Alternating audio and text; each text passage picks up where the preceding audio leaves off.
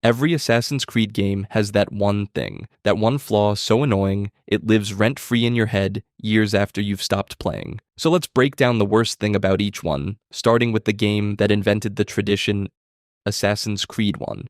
The original Assassin's Creed didn't just launch a franchise, it also launched a proud tradition of having one mechanic so broken it nearly ruins the entire experience. Here's the thing, the mission structure in this game is basically a copy-paste job stretched across the entire campaign. Interrogate a target, pickpocket a letter, eavesdrop on a conversation, repeat. That's it. That's the whole game. You do the same handful of investigation types over and over with zero meaningful variation, and the game just hopes you won't notice. You notice. But the repetition isn't even the worst part. The guard AI is borderline psychotic. You could be walking down the street, blending like a normal scholar, and a guard will just decide you're suspicious. Why? Nobody knows. You broke your gentle push pace for half a second. Suddenly every guard in Damascus wants you dead, and you're stuck in a chase sequence you did absolutely nothing to deserve. This happens roughly every 5 minutes of gameplay, which is, not ideal. And then there are the beggars. These absolute menaces spawn constantly, clustering around you like pigeons who learned how to talk. They grab you, they block your path, they shove you into guards. Please, sir, just a few coins. Ma'am, I am trying to assassinate a Templar. Once you get detected, there's barely any clever escape. You can try to hide in a hay bale, but good luck when every guard in the district has laser locked onto you. You're not a hidden blade in the crowd. You're just a guy fighting 15 dudes in a courtyard while beggars watch. The game that started it all was also the most mechanically punishing to actually play, but at least the repetition was honest about what it was, unlike the sequel's approach to keeping you busy. Assassin's Creed 2. Let's get something out of the way. Assassin's Creed 2 is brilliant. The opening hours are some of the best in the entire franchise. Watching Ezio go from a cocky Florentine kid to a revenge-driven assassin after his family is executed is genuinely incredible storytelling. Nobody's arguing that. But here's the thing, the back half of this game completely betrays the front half. The moment you hit Venice, and the narrative momentum just dies. What was a tight, emotionally charged revenge story suddenly turns into an extended tour of canals and carnival missions that drag on for what feels like an eternity. The pacing falls off a cliff, and it never fully recovers. You go from, I need to avenge my family, to, I guess I'm doing errands in Venice now with zero urgency. Then there's the Battle of Forlì. Sequence 12 was literally cut from the original release. The game just jumped over it, blamed it on an Animus glitch, and moved on. Ubisoft later sold it back to players as DLC, so the story had a gap baked directly into its structure, and they charged you to fill it, which is, not ideal. Same thing happened with Sequence 13, Bonfire of the Vanities, which asks you to assassinate 9 targets across Florence. Sounds great on paper, but in practice, it's the same objective repeated 9 times with minimal variation. It's pure padding disguised as a climax. By target 6, you're running on autopilot, and both of these were sold separately. But the real missed opportunity is Christina, Ezio's first love, the woman who shaped who he became, and she's barely present in the main game at all. The relationship that should have been the emotional backbone of the entire story is treated like a footnote. But if you think a pacing problem is bad, wait until you see what Brotherhood did to its own gameplay. Assassin's Creed Brotherhood. Brotherhood is the game in the franchise where Ubisoft looked at a perfectly functional stealth assassination experience and decided to bolt on every management system they could think of. Here's the thing, Brotherhood has this whole district renovation and Borgia Tower system, and on paper, that sounds like a harmless little side activity. Something you do once, maybe twice, get a reward, move on with your life. But no, the game scatters Borgia Towers across the entire map, and until you burn them down, entire districts stay locked off from renovation. You could be mid-mission, exploring a new area, chasing down a target, doing literally anything that resembles having fun, and the game just goes, hey, stop that. Let's go kill this Borgia captain and ignite this tower first or else. And the or else is where it gets genuinely annoying. If you don't take out the Borgia towers, you can't renovate shops, unlock fast travel points, or build income in that district. The area stays economically dead. Guards remain at full alert and full density, not temporarily annoyed, not mildly suspicious, everywhere. As in, you cannot walk down the street without getting jumped by patrols because the Borgia still control the neighborhood. The game punishes you for ignoring a system that feels more like busy work than assassination. The loop itself is tedious. You have to locate the Borgia captain, kill him without letting him flee, then climb the tower and set it on fire. Rinse and repeat across all of Rome. Your Ezio Auditore. You literally fought the Pope in a fistfight inside the Sistine Chapel, and now you're running around burning watchtowers and buying blacksmith shops like you're playing a medieval property management sim. the whole thing feels like padding. The game is holding your entire Rome experience ransom and demanding you engage with renovation mechanics to get it back. Players reported this system was so aggressively repetitive that many just ignored entire districts rather than clearing one more tower, which is, not ideal for a mechanic that's supposed to add depth. But if Brotherhood's Borgia towers felt like an unwelcome chore, wait until you see what Revelations decided to do with actual tower defense. Assassin's Creed Revelations. Revelations is franchise fatigue in disc form. This is the third game starring Ezio, built on the same engine, using the same mechanics, and somehow still carrying the same repetitive mission design problems that plagued the original Assassin's Creed back in 2007. 4 years and 3 sequels later, and the side quests still feel like they were generated by a machine that only knows 5 verbs. Here's the thing, trying to hit 100% synchronization in Revelations isn't a rewarding challenge. It's a test of how much tedium you can absorb before your brain starts rejecting the input. The missions vary so minimally that you start getting déjà vu inside of déjà vu, like some kind of Animus Inception where every layer is just another tailing mission. But the real comedy is the tower defense minigame. This was a brand new addition in Revelations. Nobody asked for it. Players hated it immediately. They were vocal about hating it. Forums lit up with people saying it was the single worst addition to the franchise. And it's not hard to see why. Hey, you know what this parkour assassination game needs? A real-time strategy minigame. You're welcome. Every so often, you're ripped out of whatever you're actually enjoying to go defend a den you already captured. And if you let your notoriety climb too high, Templars assault your dens and you're forced into it, which is, not ideal. The deeper problem is that Revelations adds almost nothing mechanically. The hook blade is fine, the bomb crafting is fine, but fine doesn't justify a full release when you're asking people to play what is essentially Brotherhood with a different skyline. The formula had diminishing returns 2 games ago, and by this point the returns had fully diminished. And there was nothing left to squeeze out of Ezio's era, and everyone knew it, possibly including Ubisoft themselves. Revelations is the game that proved annual releases would cannibalize the series from the inside. It wasn't bad, it was just exhaustingly familiar. And it made one thing crystal clear. The franchise needed a completely new protagonist, a new time period, and a new direction, which is exactly what they attempted next, and the results were complicated. Assassin's Creed 3. Assassin's Creed 3 wanted to be a frontier survival experience so badly it hurts. Connor, the new protagonist, gets dropped into the American wilderness with an elaborate hunting system featuring bait, traps, and tracking mechanics that the developers clearly spent months building. There's just one problem. The animals are idiots. The hunting AI is atrocious. A deer run in circles half the time, like they're auditioning for a carousel. Elk just stand there staring at you. Bears path into trees. The game gives you this whole toolkit of snares and lures and careful positioning, and none of it matters because the single most effective hunting strategy is just sprinting directly at the animal and stabbing it. That's it. No bait required, no traps, just a man and his hidden blade chasing a confused deer through the woods like a lunatic. The deer naturally runs into a rock, and it gets better with larger animals. The game scales up the difficulty for bears and cougars, which sounds great on paper, except the AI maintains the exact same dysfunction at higher stakes. But here's the thing, the hunting isn't even the worst mechanical failure in this game. The traversal system breaks during routine parkour. Connor has a nasty habit of latching onto objects you never intended to grab, launching himself up a building when you wanted to run past it, or getting stuck on geometry mid-animation. Not sometimes. With predictable regularity during specific movement sequences. You're running through the frontier, you try to round a corner, and suddenly Connor's scaling a tree like he's magnetically attracted to bark. 2 core systems, hunting and traversal, both failing at their most basic function, which is, not ideal, but if you think broken deer and sticky parkour are bad, wait until you hear about Black Flag's obsession with making you follow people very slowly for hours. Assassin's Creed 4 Black Flag.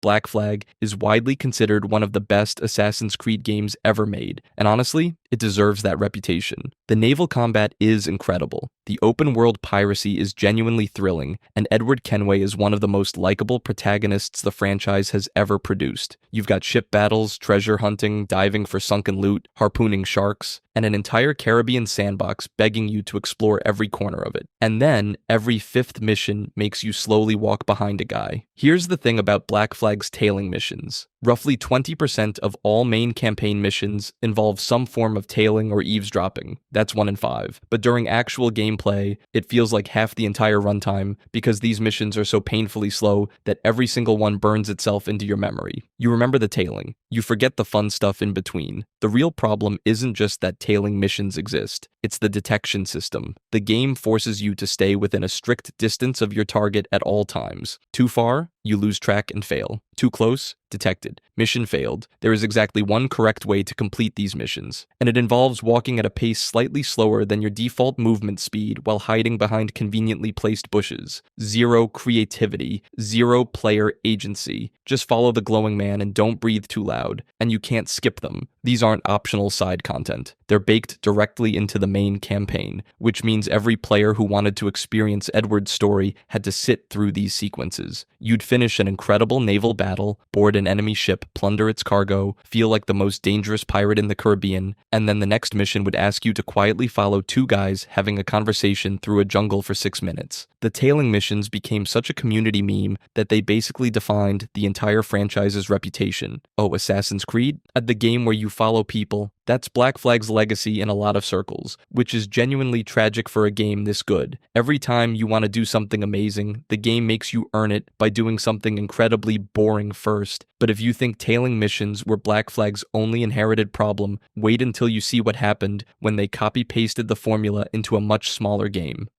Assassin's Creed Rogue.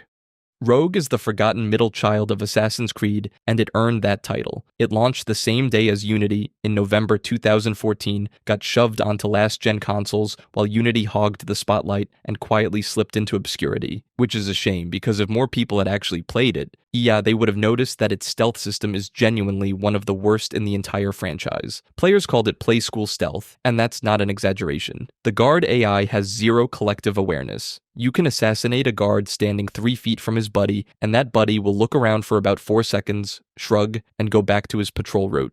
Guards will spot you, start running toward you, then just stop, turn around, walk away. Like they suddenly remembered they left the stove on. But here's where it gets genuinely frustrating. The parkour system actively sabotages stealth. You're crouching behind a wall, lining up the perfect assassination, and your character decides this is the ideal moment to vault over the wall and perform a full gymnastics routine in front of 6 guards. You didn't press anything wrong. Tini, the game just decided stealth wasn't happening today. And getting caught doesn't even matter. Guards forget you exist within seconds. The world resets like nothing happened, and you're free to try again with zero penalty. The stealth system fails in both directions. Too broken to execute properly, and too forgiving to create any tension when it breaks. Here's the real irony. Rogue is the one Assassin's Creed game that genuinely explores moral complexity. Shay defects from the Assassins, joins the Templars, and the narrative asks you to question everything you've believed about both factions for 5 games. It's legitimately one of the most ambitious story pivots the franchise ever attempted, and it's all built on top of a stealth system so primitive that a toddler could outsmart it. The game wants you to wrestle with the ethics of assassination while the guards can't even figure out you're standing right in front of them, but at least Rogue's jank flew under the radar. The next game on this list launched to the entire world watching, and what they saw was an absolute disaster.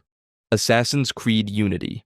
Everyone remembers the bugs, the faces melting off skulls, the characters falling through the earth, the game running like a slideshow on hardware that cost $500. Unity's launch was a disaster so legendary it became a meme. But here's the thing, the bugs got patched. Eventually, Unity became a stable, playable game, and what was left underneath was somehow worse. Because Unity's real problem isn't technical, it's narrative. The story feels like someone took a complete script, ripped out every 3rd chapter, and then shipped what remained. You play through missions that reference conversations you never had, character motivations that were never established, and plot developments that apparently happened during a loading screen you missed. By the time credits roll, you'd struggle to explain what any character in this game actually wanted besides Arno, and even his arc is basically Ezio's homework copied in worse handwriting. Boy adopted into a noble family, discovers his adoptive father murdered, seeks justice through the Brotherhood, falls in love with a Templar's daughter. Sound familiar? It's Assassin's Creed 2's revenge-driven origin story photocopied so closely, it's almost comical. Except Ezio's version had 30 hours of character development and supporting cast members you actually remembered. Arno's version has matchstick men occupying screen space, delivering lines that could have been generated by a particularly bored chatbot. And the Assassin-Templar conflict, the philosophical backbone that's supposed to give these games weight. Unity sets up what could have been a genuinely interesting exploration of whether both sides have a point, especially through Arno's relationship with Elise. Then it resolves with the earth-shattering conclusion that Templars are bad and we should keep killing them. Revolutionary stuff. Truly groundbreaking philosophical territory. Then there's the open world. Paris is gorgeous. Genuinely one of the best-looking cities in the entire franchise. And Ubisoft celebrated this achievement by burying it under so many map icons that you can't actually see the city anymore. Every marker exists as a mechanical checklist, not as world building, not as storytelling, just as a to-do list designed to make you feel productive while accomplishing absolutely nothing of substance. The bugs were the headline, but the bugs were fixable. What wasn't fixable was a story with missing chapters, characters with the depth of a parking lot puddle, and a philosophical conflict that resolved itself by refusing to engage with its own premise, which is, not ideal. But if Unity felt hollow because of what was missing, Syndicate had a completely different problem with what it chose to include. Assassin's Creed Syndicate. Syndicate is the Assassin's Creed game that nobody hates and nobody loves. It just kind of exists. It came out after Unity, which means it had the lowest bar in franchise history to clear, and it cleared it by simply functioning. But functioning and functioning well are two very different things. Here's the problem. Syndicate had a persistent issue where the game's field of view felt uncomfortably narrow on PC. Everything on screen appeared slightly too close, like the camera was shoved right up against the back of the characters' heads and just hoping nobody would notice. It looked wrong. Not broken in a dramatic Unity face-melting way, just wrong. Like someone had cranked the FOFI down 15% and walked away. Players noticed immediately and did what players always do. They dove into config files. They tried adjusting settings manually, toggled every graphics option the game offered, messed with resolution scaling, windowed, borderless, you name it. Nothing worked within the game's own options. The cramped perspective persisted regardless of what anyone tried through normal means, because the game simply didn't ship with a field of view slider. The issue existed at a fundamental level within how Syndicate was configured for PC. This wasn't a have you tried turning it off and on again situation. The option just wasn't there. Players eventually had to resort to third-party tools and hex edits to force a wider FOV because Ubisoft never added an official setting for it, which is, not ideal. For a PC release in 2015, where a basic FOV option should have been one of the first things included during development, this was an embarrassing oversight, not a catastrophic one. Not a headline-grabbing one, just a quiet, persistent, officially unaddressed one. And the kind of flaw that perfectly summarizes Syndicate as a whole. Not bad enough to be memorable, not good enough to be defended, just slightly off in a way that never got properly corrected. But if Syndicate's worst sin was a missing PC option Ubisoft never bothered adding, Origins introduced a problem that was very much by design. Assassin's Creed Origins. Origins is where Assassin's Creed reinvented itself. New engine, new combat, new RPG systems, open world the size of actual Egypt. And look, the reinvention worked in a lot of ways. Bayek is one of the best protagonists in the franchise, the world is gorgeous, and the combat finally had some weight to it. But here's the thing, when Ubisoft traded the old formula for an RPG structure, they didn't just swap out the mission types. They swapped in a brand new problem that the series had never had before. The grind wall. Origins introduced a leveled experience system, and on paper that sounds fine. You do missions, you get stronger, you progress. But in practice, the game hits you with difficulty spikes in the main story that you literally cannot push through without stopping everything and grinding side content. You'll be cruising through the narrative, genuinely invested in Bayek's quest for revenge, and then suddenly a story mission is 3 levels above you. Cool. Guess we're doing side quests now. And to be fair, some of those side quests are actually pretty decent. A handful have genuine narrative hooks and interesting characters, but a lot of them still boil down to go here, kill that guy, come back, sating enough filler mixed in with the good stuff that the mandatory grinding starts to feel like mechanical gatekeeping dressed up as optional content that isn't actually optional at all. Players described the mid-game grind as a pain in the backside, which is honestly generous. The equipment system made it worse. It was marketed as this deep, meaningful loot experience. In reality, it's shallow stat checking. You look at 2 swords, one has a bigger number, you equip the bigger number. There's 0 tactical depth, no interesting build decisions, just number go up. But maybe the most frustrating part is what the grind does to the story. Secondary characters show up in important narrative moments regardless of whether you actually met them in side content. So you'll have these supposedly emotional beats with characters you've never spoken to, creating relationships that feel completely unearned. The game assumes you did the grinding. If you didn't, the story just doesn't land. Origins traded one type of repetition for another. The old games had repetitive mission types. Origins has repetitive leveling, and if you think that Treadmill was bad here, wait until you see what Odyssey did with it. Assassin's Creed Odyssey. Here's the thing about Odyssey. Every other game on this list has a flaw you can point to and say that's a bad design choice, or that's a bug they should have fixed. Odyssey's flaw is worse than all of them. Because Odyssey's flaw was built on purpose, the entire game world scales with your level. Every single enemy, every region, every encounter adjusts itself to match wherever you are in your progression, which sounds like a reasonable design choice on paper until you realize what it actually means in practice. Killing a bandit at level 50 feels exactly the same as killing a bandit at level 10. You swing your legendary sword that you spent 40 hours earning, and the random guy in a loincloth with a stick takes the same relative number of hits to go down. Your numbers go up. His numbers go up. Nobody wins. It's a treadmill with a really nice view of ancient Greece. But here's where it gets insidious. Ubisoft didn't just build a progression system that goes nowhere. Real money experience boosters were available in the in-game store, directly accelerating how fast you leveled up, which means the grind wasn't a design oversight, it was a revenue stream. They engineered the problem, wrapped it in a full-price game, and then charged extra to make it less annoying. That's not monetization. That's a hostage negotiation. And the worst part? The story doesn't know any of this is happening. The narrative keeps telling you that you're becoming a legendary mercenary. Characters react to you with increasing awe. Cutscenes frame your protagonist as this unstoppable demigod carving their name into history. Then you leave the cutscene, walk into a camp of level-matched soldiers, and get absolutely bodied by a guy whose entire job description is stand near a barrel. The story says you're a legend. The gameplay says you're on a hamster wheel. And that contradiction, that constant gap between what the game promises and what it actually delivers, slowly poisons the entire experience. At least, Odyssey had the decency to be upfront about its grind. Valhalla decided to just make the whole game last forever instead. Assassin's Creed Valhalla.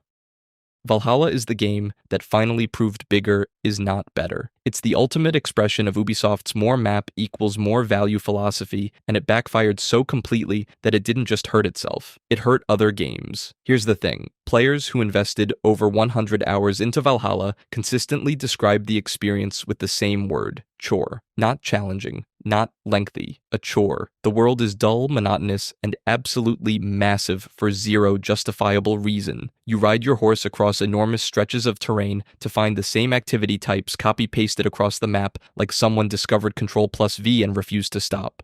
Meaningful content is distributed so sparsely that the act of getting to it becomes the actual gameplay loop, and that loop is just holding forward on your stick while England scrolls past like a screensaver. But here's where it gets genuinely disturbing. One player invested nearly 400 hours into Valhalla. 400. And when they finally put the game down, they couldn't play Elden Ring. They couldn't play Tears of the Kingdom. Its Valhalla had created such severe psychological fatigue that it poisoned their ability to enjoy other open-world games entirely. This game didn't just waste someone's time.